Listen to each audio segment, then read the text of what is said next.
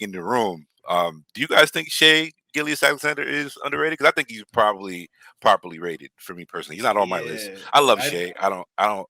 I think his situation has. He's not in a winning situation right now to where I think obviously OKC's not trying to win right now. The fit with Giddy is something to be super excited about going forward.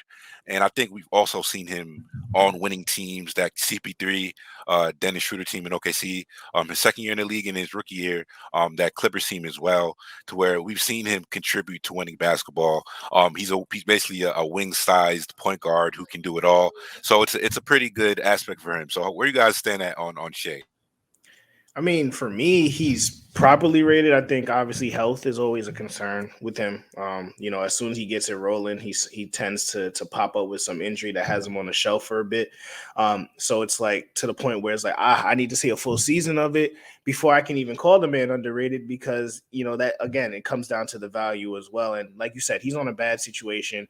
He's putting up some great numbers, but that team isn't looking to win right now. So I would love to see him in a different situation other than that 1 year with Chris Paul. My timeline is kind of SGA slanted. I see a lot of people.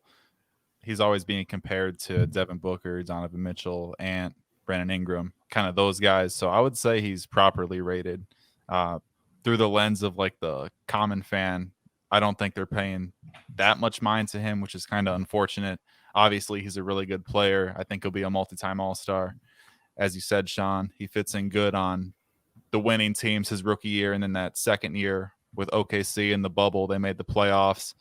So I don't know. To be honest, I could see when people say like, oh, he's so underappreciated, underrated, but just the way that I'm looking at it, I think that most people would kind of slot him in as a guy who's either all-star caliber or just below that. And then once the team success follows, just given the nature of how many good players they are, it's going to gravitate to the winning teams getting those all-star nods.